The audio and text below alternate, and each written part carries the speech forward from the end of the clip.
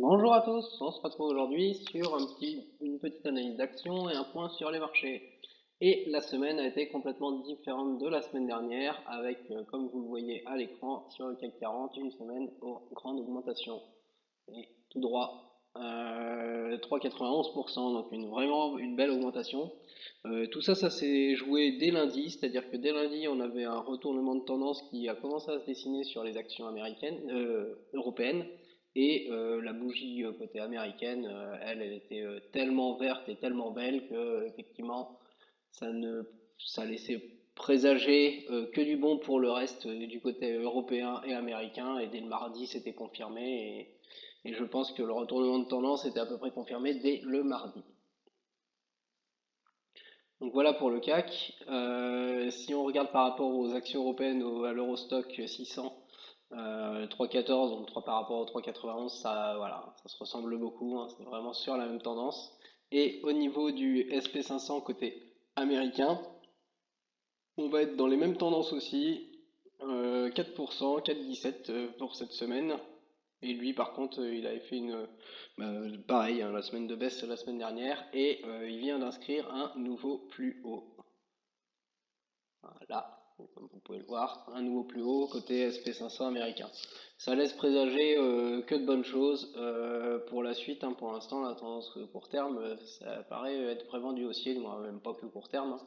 Mais peut-être qu'il y aura un petit retracement, ça c'est toujours possible, hein, parce que vous voyez quand même la tendance à laquelle on assiste, mais c'est vraiment très haussier et ça risque d'entraîner tous les indices européens avec eux dans le sillage.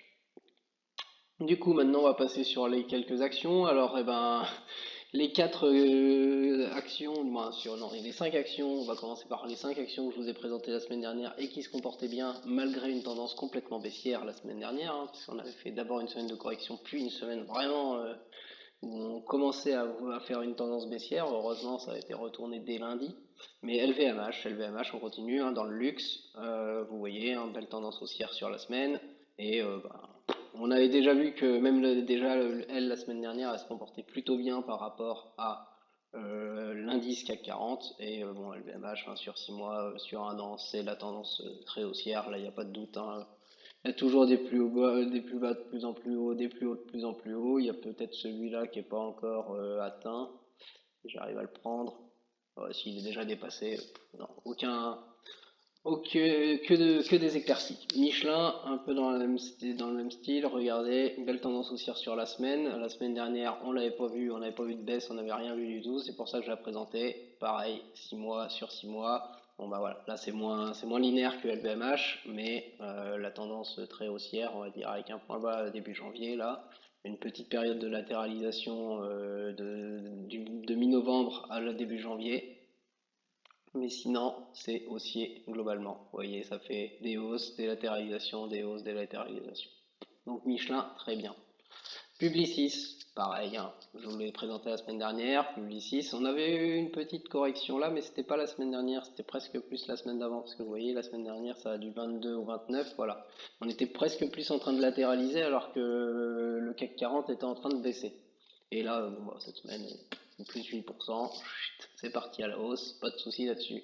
Sur 6 mois, elle, c'est une belle tendance haussière, il y a pas à discuter. Voilà, vous voyez, hein, le plus haut, il a encore été dépassé, donc non, là, il n'y a vraiment pas de souci. Bon, ben, pareil, hein, si on prend sur un an, il y a quand même eu des périodes de latéralisation, mais là, depuis l'impulsion donnée par les vaccins, par le vaccin Pfizer, puisque c'était vraiment l'annonce Pfizer et BioNTech le 9 novembre, la tendance elle est très haussière sur Publicis.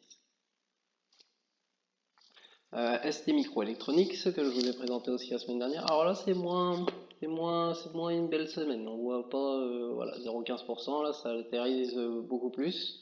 Et elle, elle avait un peu subi effectivement les tendances, mais par contre la semaine dernière, elle s'était très bien comportée. Si je repars du vendredi au vendredi, voilà, elle avait augmenté de 2% dans un marché qui baissait. C'est pour ça que je vous l'avais présenté.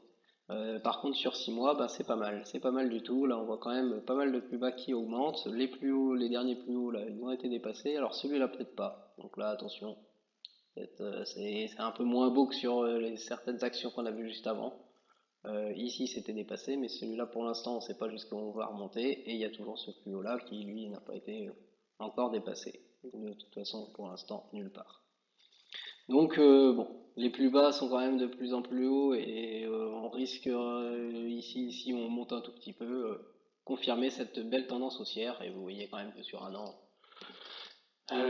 c'est pour ça que je m'attends à ce que ça soit que confirmé, puisque là, depuis la crise Covid de mars, hein, c'est une belle tendance haussière, il n'y a pas de souci sur 5 ans, voici, et sur le max. Voilà. La dernière que je présentais, Danone. Alors là, c'est beaucoup moins bon. Là, elle va à contre-tendance, justement, parce que la semaine dernière, elle se comportait bien alors que le marché se comportait mal. Et là, cette semaine, elle fait une baisse de 4%. Donc c'est quand même une baisse significative, vous voyez. On latéralisait pendant que le marché CAC 40 baissait, c'est pour ça que je vous la présentais. Et par contre, là, on est parti plus bas. Pourquoi je vous la montre, c'est quand même que, effectivement, depuis ici les plus bas de début fin octobre, fin octobre, là c'est une belle tendance haussière, on voit les plus bas qui n'arrêtent pas de monter, et là pour l'instant, même si on est descendu, vous voyez, le plus bas est encore plus haut que les précédents. Donc on confirme un peu cette tendance haussière. Ce qu'il faudrait pour confirmer ça, c'est absolument que Danone, la semaine qui va arriver, la semaine 6 en février, donc deuxième semaine de février, repasse au-dessus des plus hauts, au mieux celui-là, hein. Et là, ça confirmerait complètement cette tendance haussière. Et surtout pas descendre plus bas que ce dernier plus bas. Parce que là, ça remettrait complètement en cause et je la sortirai probablement de ce que je vous présente. Donc attention, un petit risque sur Danone quand même. Elle est moins belle. Maintenant, je vais repartir sur des. Donc, j'en avais gardé que 5 la semaine dernière, puisque la semaine dernière était quand même un marché bien baissier et c'était plus compliqué d'en trouver. Je vais revenir sur celles que je vous ai présentées il y a 2 semaines et qui se sont de nouveau bien comportées. C'est-à-dire, après une semaine plus difficile, elles sont un peu reparties à la hausse et donc potentiellement des bonnes actions à suivre. Sanofi par exemple, Sanofi 2% de hausse, donc un peu moins bien que le marché certes, et donc avait une tendance bien baissière, c'est pour ça que j'avais arrêté de vous la présenter, parce que la semaine dernière, du 22 au ici, voilà, là c'était bien catastrophique avec un moins 5%. Par contre là, de plus bas, de plus en plus haut, de plus haut avec un nouveau plus haut, de plus en plus haut, on ne sait pas. Peut-être que c'est une reprise. Si vous voyez, il y a un plus bas qui est ici le 15 décembre. Donc peut-être que depuis le 15 décembre, on est en train de repartir. Alors bon, pour confirmer ça, il faudrait remonter au-dessus de ce plus haut-là. Alors voilà, hein, Danone, c'était déjà à voir. Sanofi, sur du plus long terme, là, c'est vraiment du à voir, hein. Est-ce qu'on est au niveau du plus bas et qu'on est en train d'aller gratter vers le haut avec le fait que Sanofi va notamment confectionner des vaccins Pfizer, avec le dividende confirmé de Sanofi et les bons chiffres confirmés de Sanofi. Peut-être que tout ça va amener une tendance plus haussière, mais pour l'instant, bon, il y a quand même un gros canal baissier là. Il y a quand même une grosse tendance baissière. C'est vraiment peut-être à partir de ce point-là qu'on est en train de la d'inverser, mais il n'y a rien de sûr sur Sanofi. Téléperformance que je vous présentais pareil il y a 2 semaines, qui elle a fait une belle semaine ici, après une semaine qui était nulle, c'est pour ça que je vous l'avais pas présenté, voilà, moins 6% la semaine dernière, et par contre peut-être que bon, là elle est repartie directement, hein, directement à la hausse, alors bon, en stagnant plus en fin de semaine, mais ça nous fait un plus bas de plus en plus haut, et que si là ça augmente directement, on peut essayer d'aller chercher les plus hauts, alors ce plus haut là n'est pas plus haut que celui précédent, donc ça c'est pas terrible. Par contre voilà, c'est plus sur les 6 mois où on voit que c'est bien mieux sur tes performances. On a une petite latéralisation quand même ici, hein, mais globalement la tendance, même si ça latéralise, ça ne baisse pas, c'est vraiment en augmentation au fur et à mesure. Donc c'est pour ça que là, ça paraît même mieux que Sanofi, mieux engagé que Sanofi. Veolia, je crois que c'est à peu près dans le même acabit. Donc là, voilà, hein, une belle semaine à 3%, donc dans la moyenne du marché. Après une phase de baisse, mais qui n'était pas si marquée que ça pour Veolia. C'était plus une grosse latéralisation, mais du coup, elle n'inspirait pas plus confiance que ça, avec moins 30%. Et sur 6 mois, par contre, voilà, c'est là où on voit qu'effectivement, elle semble avoir un point bas ici fin octobre. Et donc voilà, hein, une belle tendance haussière depuis. Ce qu'il faudrait pour confirmer, puisque là vous voyez deux plus bas, un autre plus bas, il ne faudrait pas justement que ça descende, il faudrait justement que ça monte très rapidement au-dessus de ce sommet-là pour complètement confirmer. Mais ça paraît vraiment pas mal engagé. Par contre, bon, sur plus long terme, vous voyez que ça avait fait une belle grosse latéralisation, donc bon, à voir si elle confirme sa nouvelle tendance haussière. Enfin, je vais en rajouter. Je vais me permettre d'en rajouter des actions. J'en rajoute deux, je crois. Euh, Tout simplement parce qu'elles sont très belles. Donc dans le luxe, hein, on avait déjà LVMH, il y avait Hermès que je regardais, mais c'était pas sensible. Donc je voulais pas vous la présenter tout de suite. Mais par contre, bon bah là, 5,95%, elle vient de repartir. Voilà. Elle avait fait les 2 dernières semaines vraiment pas terrible du tout depuis mi-janvier. Vous voyez, une belle tendance baissière de très court terme, mais par contre là, elle est repassée complètement en inscrivant un nouveau plus haut, donc elle reconfirme sa tendance haussière qu'elle avait depuis des mois, malgré la petite période de baisse, et c'est pour ça que je préférerais ne pas pas vous la présenter pour l'instant, ne sachant pas ce qu'allait faire le marché derrière. Mais là, on semble avoir confirmé avec ce nouveau plus haut le fait que la tendance haussière va juste continuer. Donc voilà, Hermès, donc les deux valeurs du luxe français, LVMH, Hermès, hein, c'est souvent des très bonnes actions à avoir, et là ça en fait totalement partie. Dassault Systèmes aussi que je vais rajouter, Dassault Systèmes, très bonne semaine pour Dassault Systèmes avec du plus 9%, même énorme semaine. J'aurais En voyant, j'aurais presque dû vous la présenter. Effectivement, il y avait un petit risque, c'est pour ça que je me suis abstenu. La semaine dernière, on latéralisait complètement, et donc du coup, bon, à savoir s'il y en a des plus bas ou quoi, mais il y avait quand même, j'aurais pu vous la présenter en vous disant effectivement qu'il y avait quand même ce potentiel de retournement de tendance et qu'elle pouvait le suivre parce que bon, on n'était pas du tout au niveau des plus bas, et au niveau des plus hauts ici, et ben on en avait fait un nouveau. Donc j'aurais dû vous la présenter. Je m'en excuse, et surtout que ben, il y avait beaucoup à gagner. Il y avait du 10% à aller chercher facile. Belle tendance haussière sur Dassault Systèmes depuis fin octobre, et même depuis un an. Bon, période de latéralisation bien entendu, mais sinon c'est vraiment une belle tendance haussière sur cette action. Enfin, voilà, donc au côté français, j'en ai terminé. On va passer au côté américain. Côté américain, en reprenant de la même façon les actions de la semaine passée, même celle-là, Valgrind Boots Alliance, c'est une dividende aristocrate, ce que je souhaite vous présenter le plus possible, puisque ce sont des entreprises généralement à grosse capitalisation et bien implantées dans le décor, et donc ça, c'est moins de risques, on va dire, à vous présenter. Je ne compte pas vous présenter de small cap ici. Donc Walgreens Boots Alliance, qui est une chaîne de pharmacie, hein, donc la pharmacie avec l'état actuel. Donc vous voyez sur les 5 jours, ben ça latéralise, ça paraît pas terrible, mais comme je vous l'avais dit, ça fait déjà 2 semaines que je vous la présente et c'est pas pour rien. Les plus bas, regardez, ça arrête pas d'augmenter. Le plus haut, bon ici, on sait pas encore si on va en faire un, mais tout semble en prendre le chemin. Et franchement, regardez, depuis 6 mois, c'est une belle tendance haussière. Sur un an, c'est moins flagrant, mais parce qu'il y a toute la période de latéralisation de la crise, mais on a quand même une belle tendance, même s'il faut se méfier, hein, puisque c'était en perdition. Une belle reprise qui semble se dessiner là depuis presque le 11 septembre. Ça commence à faire un bon moment. Donc si là en plus on marque un nouveau plus haut, il n'y a aucun souci à se faire sur cette action. Action que je vous présentais aussi la semaine dernière, donc pas une dividende aristocrate, mais une grosse capitalisation aussi, eBay. Il n'y a rien à dire, excusez-moi, je ne l'ai pas mis sur 5 jours. Sur 5 jours, il n'y a rien à dire. Forte augmentation, un plus 9%, mais ça augmentait déjà la semaine dernière quand le marché se portait pas très bien. Donc voilà, et les plus bas semblaient avoir été faits vers le 10 novembre.